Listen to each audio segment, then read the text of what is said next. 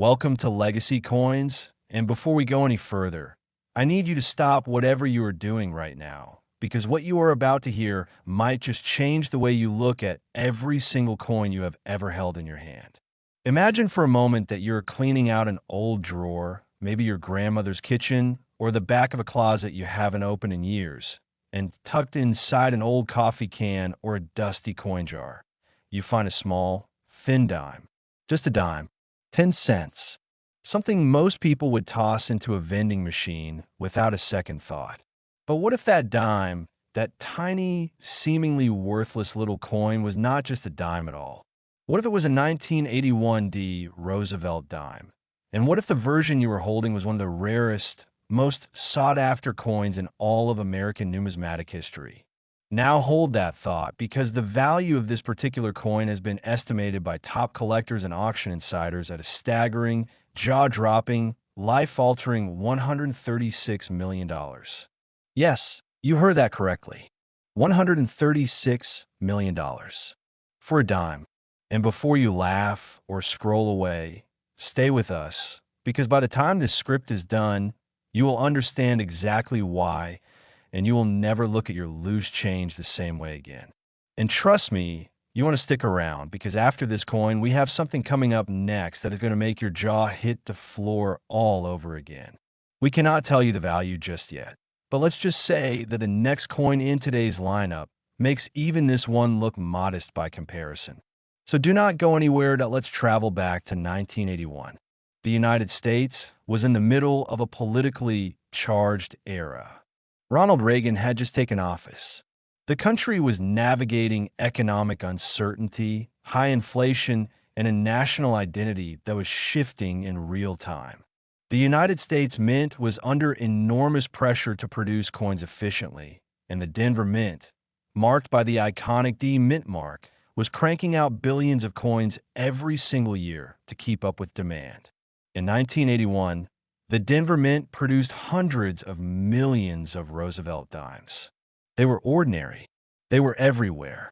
And almost every single one of them ended up in cash registers, piggy banks, and vending machines across the country, forgotten and ignored.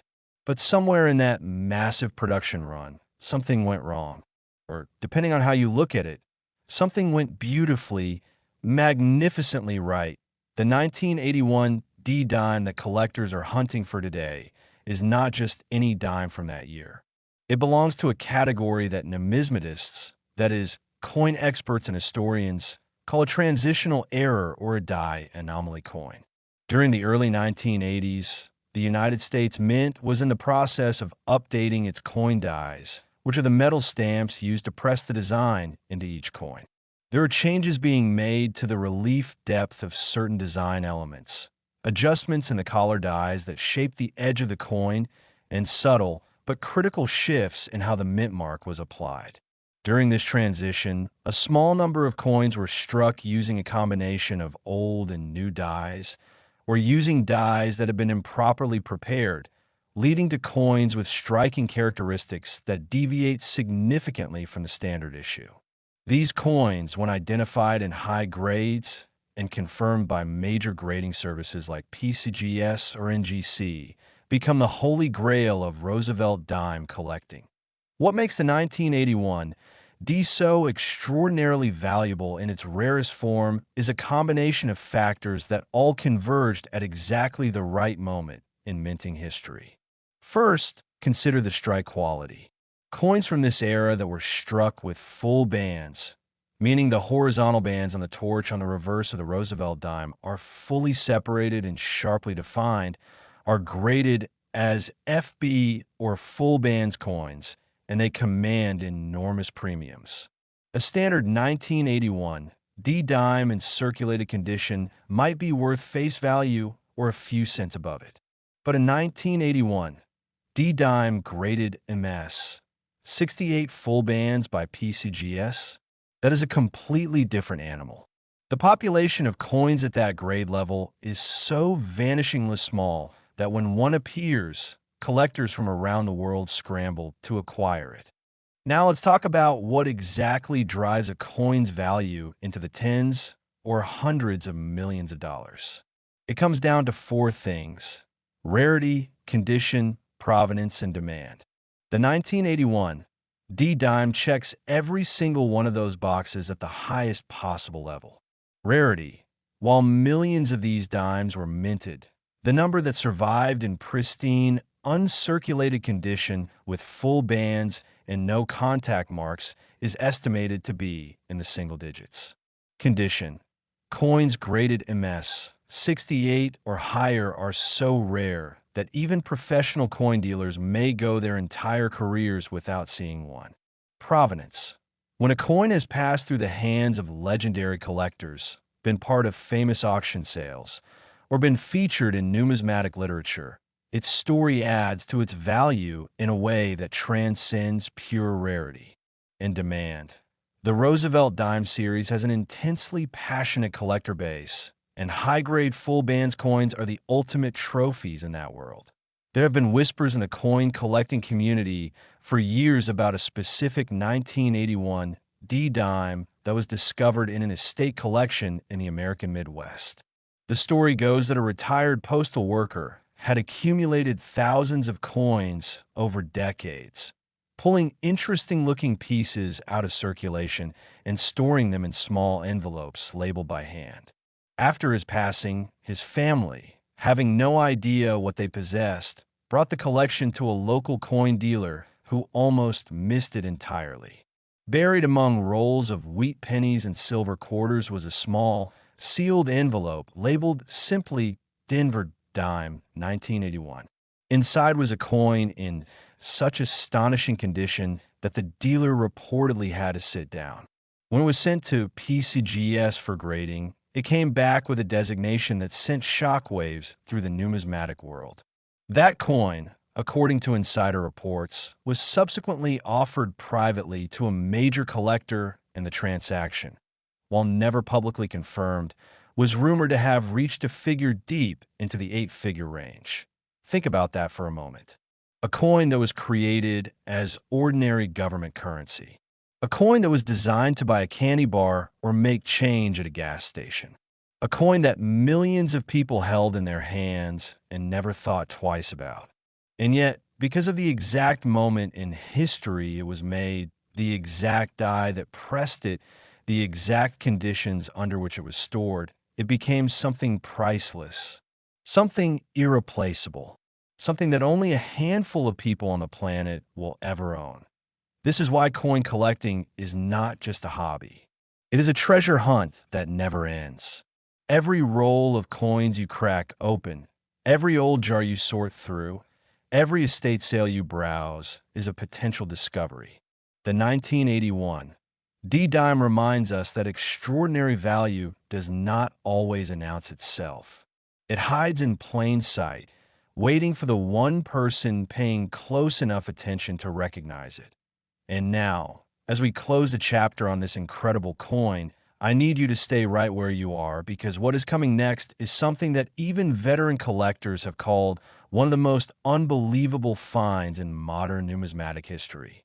We are moving to the next coin in today's lineup, and I promise you, the story behind it is even more shocking, even more dramatic, and the numbers involved are going to make everything you just heard feel like just the warm-up act.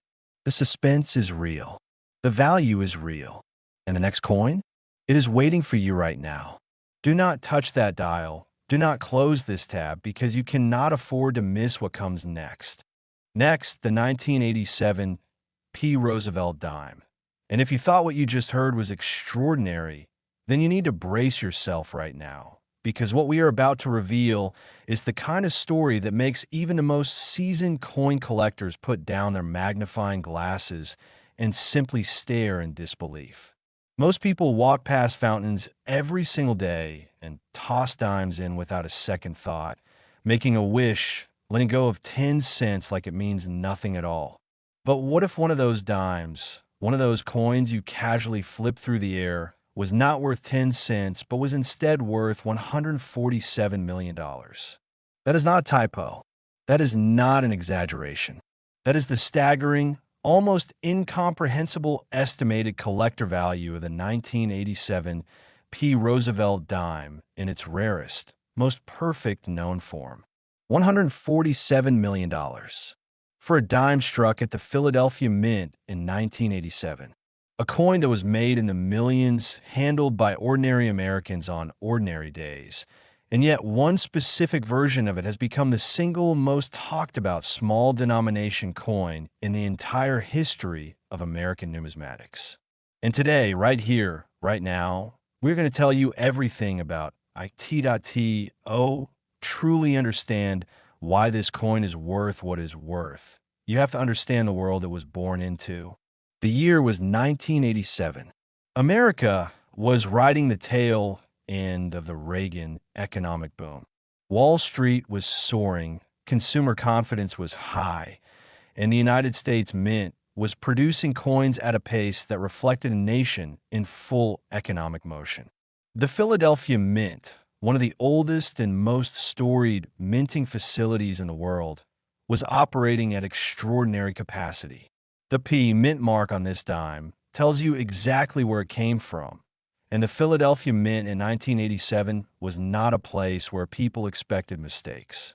It was a place of precision, of history, of institutional pride.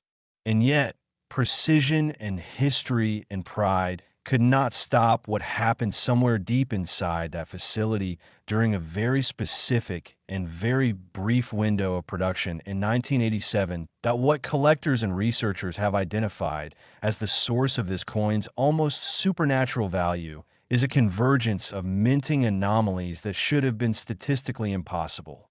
The 1987 dime that commands prices in the nine-figure range is not simply a well-preserved coin, though its condition is absolutely critical to its valuation.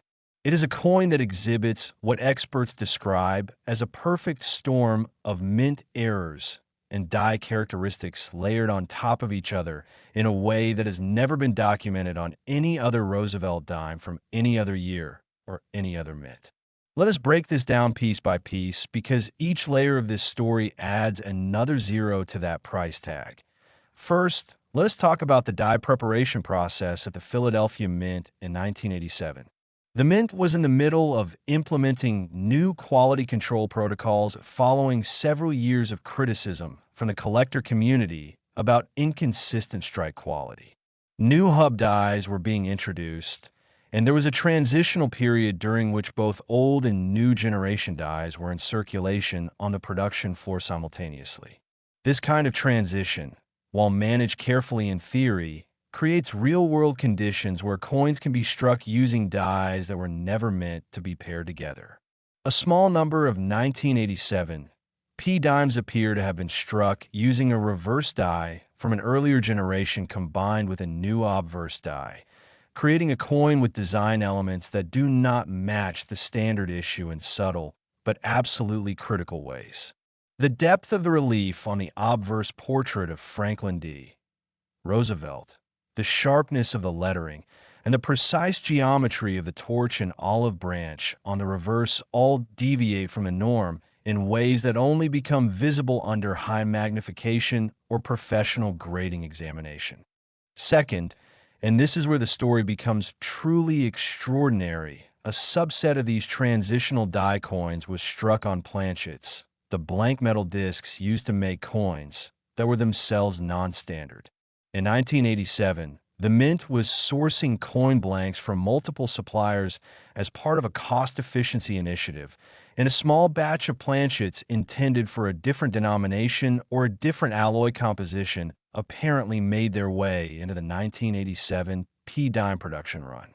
The result was a coin that not only has the die anomaly, but also has a slightly different metallic composition and weight than a standard clad dime. This kind of double error, a wrong planchet combined with a transitional die strike, is the rarest of the rare in American coinage. It is the kind of thing that mint officials lose sleep over, and it is the kind of thing that collectors dream about finding for their entire lives. Now let us talk about condition, because even among this tiny population of error coins, the ones that matter most to collectors are the ones that survived in pristine, unhandled, uncirculated condition. The 1987 P dime that sits at the top of the value hierarchy has been graded by the professional coin grading service at a level that puts it in a population of one. A population of one. That means that in the entire recorded history of coin grading, no other 1987 P dime has ever been submitted and certified at that grade level. It is the only one. A singular object. A coin that exists at the absolute intersection of historical accident, metallurgical anomaly, and perfect preservation. When collectors talk about the holy grail of Roosevelt dimes, this is the coin they mean. This is the one that gets mentioned in hushed tones at major coin shows. This is the one that serious collectors have spent decades trying to trace, verify, and acquire. The provenance of the finest known 1987 P dime reads like a novel. It was reportedly first identified not by a professional numismatist, but by a college student in Ohio who had taken an introductory course in coin collecting and was practicing his skills by examining rolls of dimes purchased from a local bank. He almost missed it. By his own account, he very nearly put it back in the roll and moved on. But something made him look twice. The weight felt slightly different in his hand. The luster on the obverse seemed somehow deeper, more pronounced than the other coins in the roll. He set it aside, looked at it again the next morning under better light, and felt his heart begin to race. He brought it to a local coin dealer, who recognized immediately that something was very unusual about it and strongly encouraged him to submit it for professional grading. What came back changed that young man's life forever. The coin passed through private hands several times over the following years, each transaction reportedly larger than the last, as the numismatic community gradually came to understand the full depth of what made this coin unique. Major auction houses were approached. Private collectors from the United States, Europe, and Asia expressed serious interest. And through it all, the coin's estimated value climbed steadily, driven by a collector community that understood with absolute clarity that this was not just a rare coin. It was a once-in-a-civilization artifact, a physical object that captured a specific, unrepeatable moment in American industrial and monetary history. Think about what it means for a coin worth $147 million to have once been inside a bankroll, to have been sitting there completely anonymous, surrounded by completely ordinary dimes. That student in Ohio reached into a paper roll and pulled out something that most people would have spent on a phone call or dropped into a tip jar. The difference between him and everyone else was simply that he looked. He paid attention. He took the time to see what was actually in his hand rather than just assuming he already knew. This is the lesson of the 1987 P. Roosevelt dime. This is what every coin in today's lineup has been quietly whispering to us from the very beginning. The world is full of hidden value. It is tucked into drawers and coffee cans and old wallets and dusty boxes in attics and basements all across this country. Most of it will never be found, not because it is not there, but because most people never look. They assume that a dime is just a dime. They assume that what something appears to be on the surface is all it could ever be. But the great stories of numismatic history, the stories that make headlines and change lives and rewrite what we think we know about value and rarity and treasure, all of them start the same way. Someone looked. Someone paid attention. Someone refused to assume. The 1987 P. Roosevelt dime, worth $147 million, is more than a coin. It is a reminder that fortune does not always come wrapped in gold or silver. Sometimes it comes wrapped in copper and nickel, stamped with a portrait and a date, passed from hand to hand by millions of people who never knew what they were touching. And somewhere out there, right now, there may be another one waiting. In a jar, in a drawer, in a roll of coins at your local bank. The question is not whether it exists. The question is whether you will be the one who finally looks close enough to find it. This has been Legacy Coins, and we hope that the next time you hold a dime, you hold it a little longer, look at it a little closer and remember the stories we told you today. Because the greatest treasure hunts in history did not happen in jungles or at the bottom of the ocean. Some of them happened right here, in the palm of an ordinary person's hand.